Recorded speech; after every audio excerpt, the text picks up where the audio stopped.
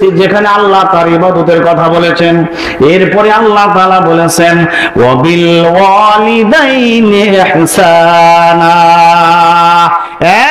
চৌহারির মানুষেরা, তোমরা তোমাদের বাবা মায়ের সাথে সুন্দর আচরণ করো, তোমরা তোমাদের বাবা মায়ের সাথে উত্তম ব্যবহার করো, তোমরা তোমাদের বাবা মায়ের সাথে ভালো ব্যবহার করো। বাবা মায়ের সাথে কখনো ধমক দিয়ে কথা বলা যাবে না, বাবা মায়ের সামনে কখনো আঙ্গুল উঁচু করে আঙ্গুল নাড়িয়ে কথা বলা যাবে না, বাবা মায়ের সামনে কখনো লুঙ্গিটা ঝাঁকি দিয়ে পড়া যাবে না। বাবা থাকবে নিচে বসে, তুমি চেয়ারে বসে থাকবে, এটা কখনো হতে পারে না। বাবা চেয়ারে থাকবে, তুমি নিচে বসে থাকবে, বাবা খাটের উপরে থাকবে, তুমি নিচে থাকবে। এটা হলো একজন সুসন্তানের বৈশিষ্ট্য। সম্মানিত প্রিয় ভাইরা, একটু ভালো করে লক্ষ্য করেন, আমার আল্লাহ তাআলা আর একটু সামনে গিয়ে আমাদেরকে জানিয়ে দিলেন আউযু বিল্লাহি মিনাশ শাইতানির রাজীম, বিসমিল্লাহির রাহমানির রাহিম। ওয়া ক্বাদা রাব্বুকা আল্লা তা'বুদু ইল্লা ইয়াহু ওয়া বিল ওয়ালিদাইনি ইহসানা। আমার আল্লাহ তাআলা 15 নম্বর পারা 17তম অধ্যায় সূরা বনী ইসরাঈল 23 নম্বর আয়াতে বললেন ওয়া ক্বাদা রাব্বুকা আল্লা তা'বুদু। দেখেন, তোমার রব তোমাকে নির্দেশ করলো তুমি যেন তোমার রবের ইবাদত করো। সুবহানাল্লাহ। আর একটু আস্তে বলেন সুবহানাল্লাহ। তোমার রব তোমাকে নির্দেশ করলেন তুমি তোমার রবের ইবাদত করো, ওই রবকে ব্যতীত আর কারো ইবাদত করা যাবে না। এরপরে বললেন ওয়াবিল ওয়ালিদাইনি ইহসানা। যেখানে আল্লাহ নিজের ইবাদতের কথা বললেন, সামনে দিয়েই বললেন তুমি তোমার বাবা মায়ের সাথে সুন্দর আচরণ করো।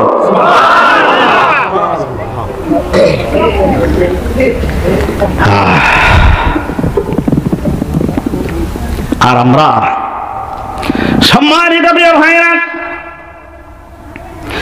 আল্লাহ বললেন ইম্মা ইয়াবলুগান্না ইনদাকাল কিবারা আহাদুহুমা আও কিলাহুমা ফালা তাকুল লাহুমা উফ ওয়ালা তানহারহুমা ওয়া কুল লাহুমা কওলান কারীমা।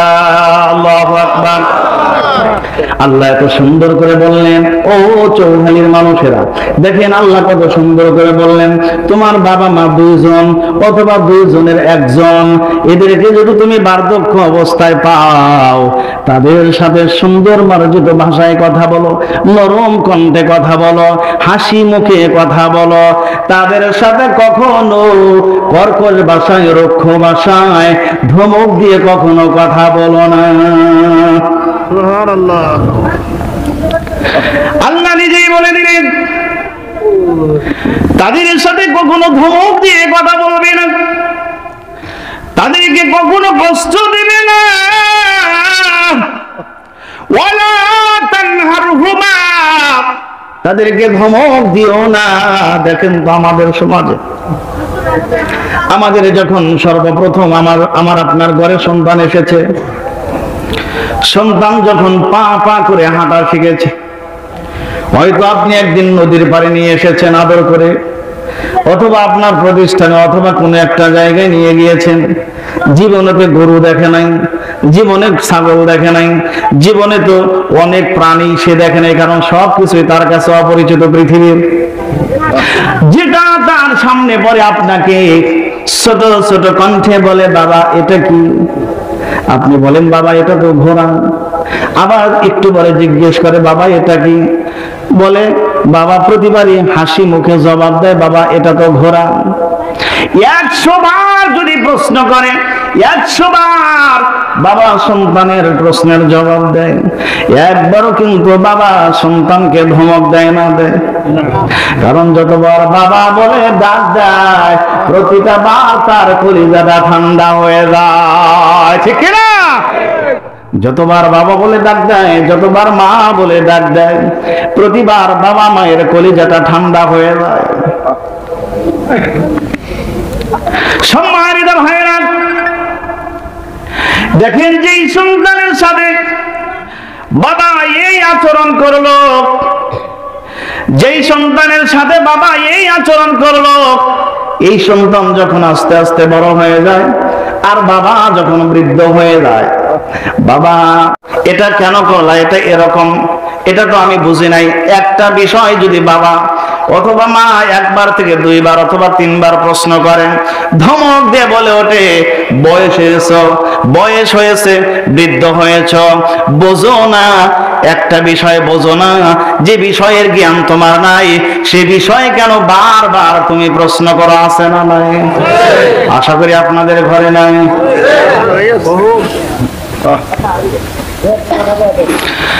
দেখেন আল্লাহ তাআলা বললেন,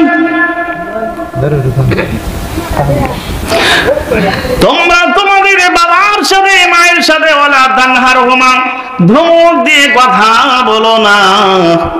আপনি কিন্তু ধমক দিয়ে কথা বলতেছেন। আপনার উচিত ছিল বাবা যতবার আপনাকে প্রশ্ন করে প্রতিটা বারই প্রশ্নের নরম কণ্ঠে জবাব দেওয়া, ঠিক না? কিন্তু আমাদের সমাজে উল্টা চিত্র, সন্তান বিয়ে করার আগেই বিনু হয়ে যায়। আছে না?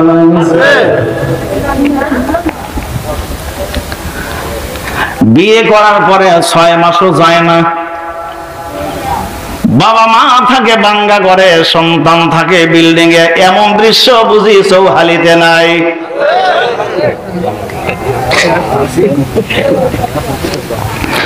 সম্মানিত ভাইরা, আমার আল্লাহ তাআলা এত সুন্দর করে বললেন, ওয়াকুল লাহুমা কাওলান কারীমা, তাদের সাথে সম্মানজনক ভাষায় কথা বলো, তাদের সাথে নরম কণ্ঠে কথা বলো। অফিদ লাহুমা জানাহাদ যুল্লি মিনার রাহমা ওয়া কুর রাব্বিরহামহুমা কামা রাব্বায়ানি সাগীরা। যখন তারা বৃদ্ধ অবস্থায় পৌঁছে যায় তখন তুমি তোমার ডানাটা নরম করে দাও, তাদের সাথে সুন্দর ভাষায় কথা বলো আর তাদের জন্য দোয়া করো। আল্লাহ আমার বাবা মামাকে শৈশবকালে যেভাবে লালন পালন করেছেন, ও আল্লাহ আমার বাবা মাকে তুমি তোমার রহমতের চাদর দ্বারা বেষ্টন করে নাও। ও ভাইয়েরা আমার, ভালো করে শুনতে হবে। দেখেন আমার নবী সুন্দর করে আমাদেরকে জানাইয়া দিলেন।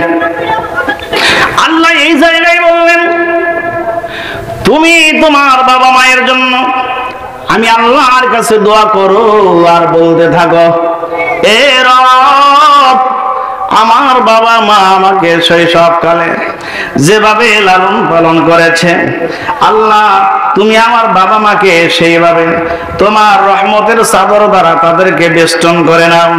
ও আল্লাহ তুমি তাদের সাথে সুন্দর আচরণ করো।